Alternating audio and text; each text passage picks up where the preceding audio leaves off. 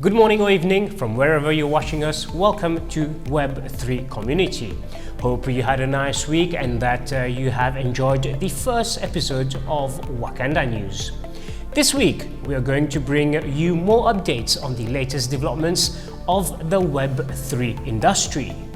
We will start with the weekly performances of the crypto industry. The merge has been completed. South Korean prosecutors issued an arrest warrant for Do Kwon, co-founder of the defunct stablecoin Terra USD. Yellow Card Crypto Exchange from Nigeria raised a $40 million Series B funding round. 1 minute metaverse with the Load Studios. Stablecoins to be regulated or not, we have Jessica Naga, lawyer and founder of Digital Partner Network. She will help us understand the functions and uses of stablecoins and give us her opinion on whether stablecoins should be regulated or not.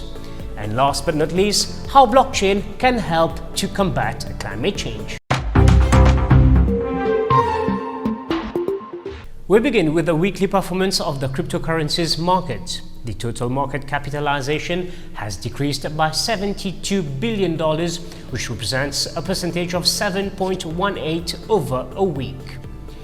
Bitcoin decreased by 6.18% from last week, reaching a new price of just over $19,000 this morning. Ethereum is down by 16.75%. As at this morning, the price of one Ethereum was at $1,338. Ripple increased by 21.4%. Cardano decreased by 5.38%. Same for Solana, decrease of 4.97%. Polkadot down by 11.96%. And Dogecoin fell by 2.78%. And Polygon took a dip of 14.56%. Now let's look at the market capitalization of these stablecoins. USDC down by 2.34%, USDT up by 0.12%. The USD has reached a $20.5 billion market capitalization, representing an increase of 1.53%. DI also up by 0.79%. TUSD, the total market capitalization for it has increased by 2.06%. On to Metaverse crypto prices. Sans down by 5.16%, Mana also down by 4.71%. Metaverse crypto's market capitalization. For Sans, a decrease of 6.55%, and Mana also a fall of 1.34%. And in the GameFi industry, Axie Infinity has fallen by 5.45%.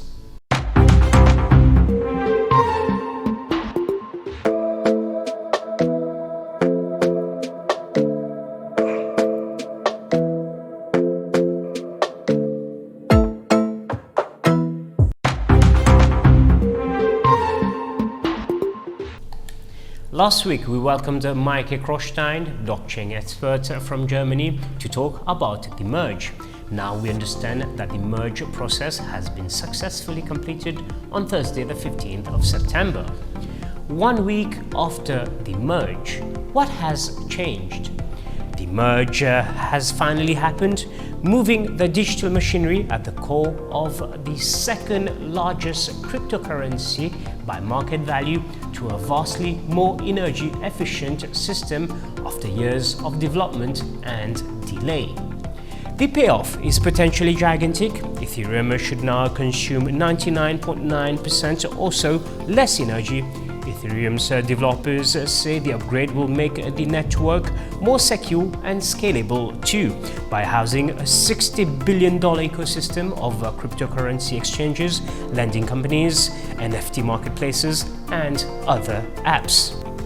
Tim Beko, an Ethereum Foundation developer who played a key role in coordinating the update, said to CoinDesk, I'm quoting, I think the merge can genuinely get those people who are interested in Ethereum but skeptical of the environmental impacts to come and experiment with him, unquote.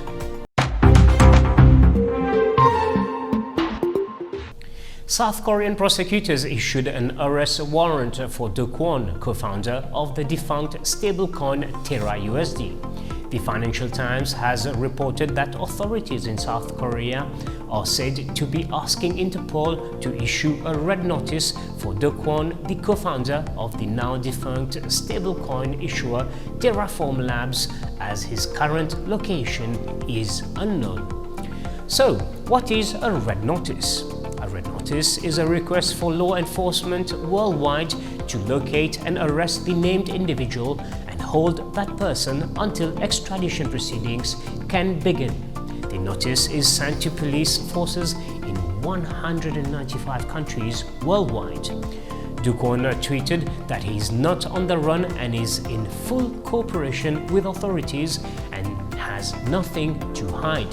He also said that unless we are friends, have plans to meet, or are involved in a GPS-based Web3 game, you have no business knowing my GPS coordinates.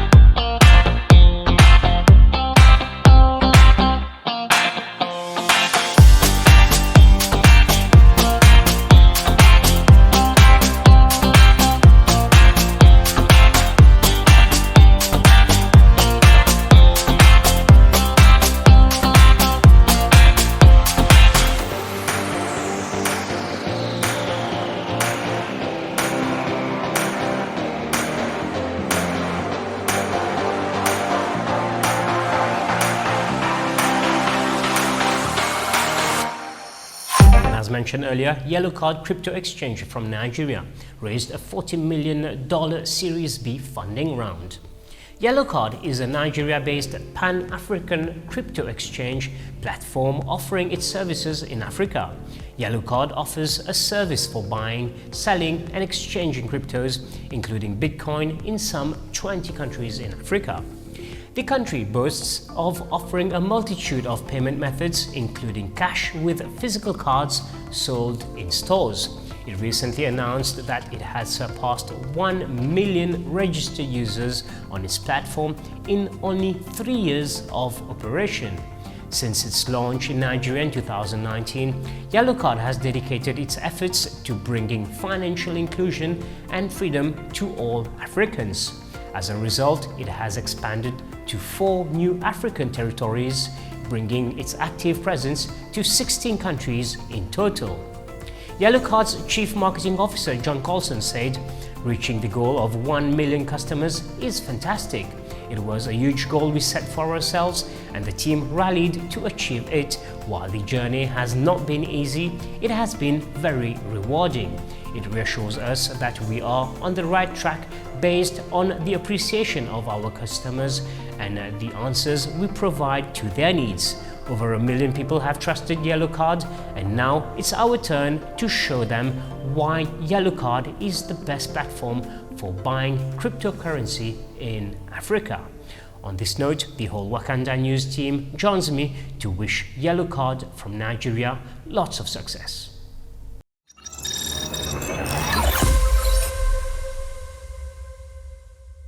Hey guys, I'm Ishanta Adasan. Welcome to the 1 Minute Metaverse series with Load Studios. So, is it a metaverse or the metaverse? So, think of it this way. The metaverse is like the universe that is full of galaxies. Think of each galaxy as a different metaverse project.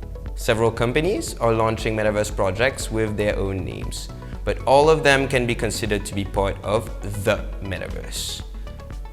So, it is not a metaverse, but the metaverse. It is the next generation of the internet, a decentralized multiverse led by a new and abundant generation of creators.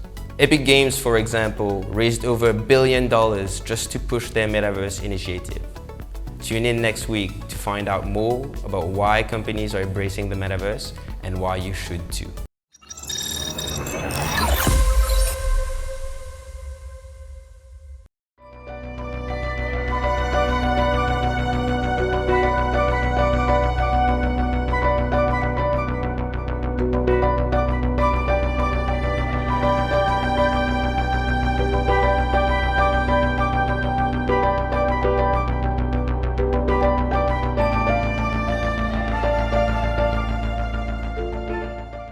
Stablecoins, do they need to be regulated or not?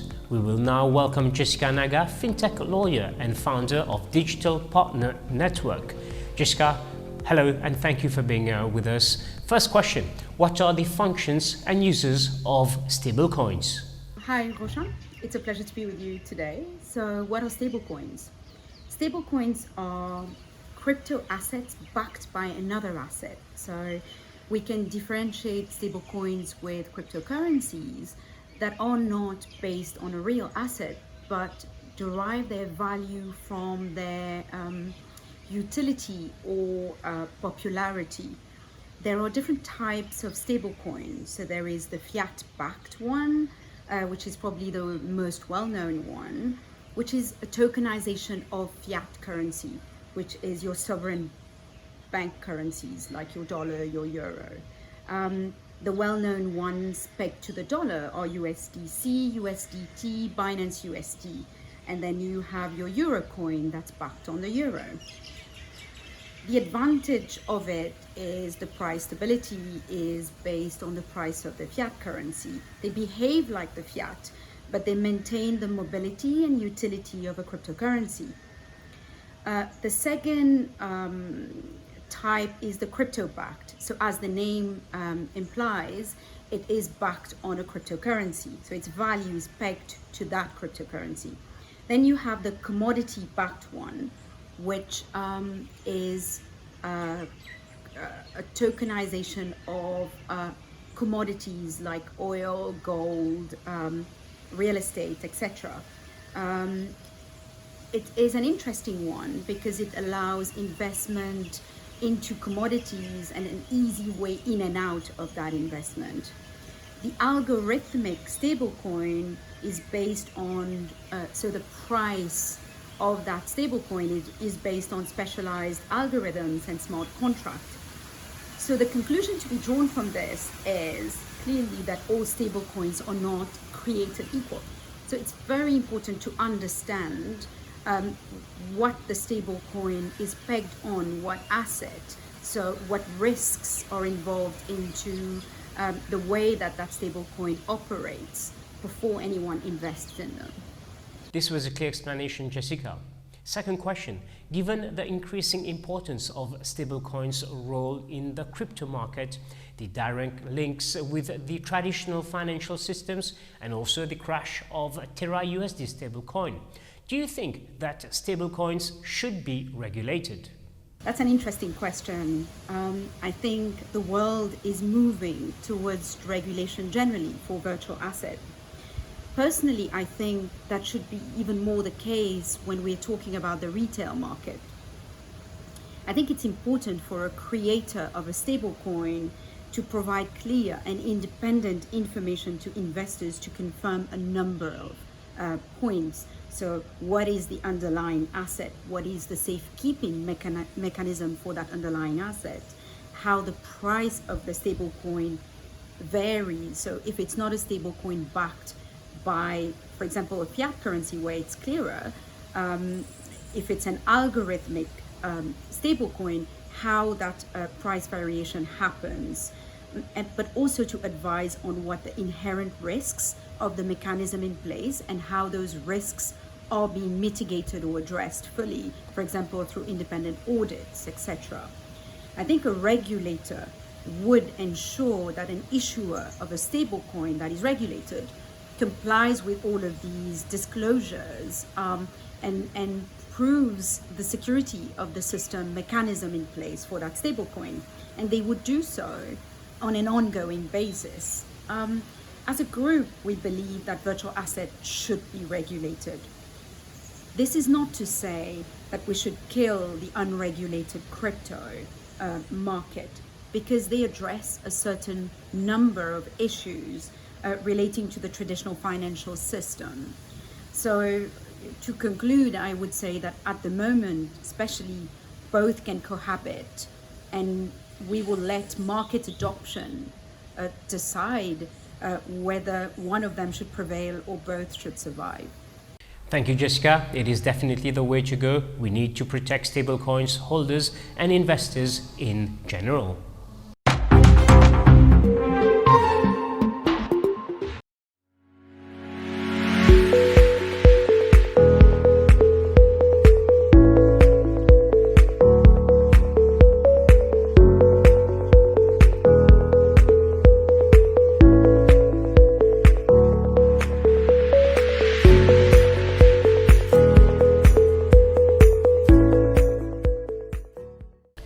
It is now time for the SDGs. It is an initiative of Wakanda News whereby every week we will mention one SDG to reiterate the importance of respecting the 17 SDGs as per the UNDP. We will have Shaheen Soormally from Wakanda 4.0 team to help us to recapitulate the different SDGs. Shaheen, hello and thank you for being with us. Thank you, Roshan. Hi everyone. Today we will talk about SDG number 1, that is no poverty. We need to end poverty in all its forms everywhere. We will meet next week to talk about SDG number 2. Thank you very much. Thank you very much, Shaheen. We'll see you again next week. And as you must have guessed, blockchain can also help to combat climate change. Through accountability, blockchain-based systems can be used to more reliably track carbon emissions, conservation efforts and climate metrics to help hold governments, corporations and NGOs accountable to climate goals. An example would be the Open Forest Protocol. The supply chain efficiency. Blockchain can bring greater transparency and efficiency to supply chains.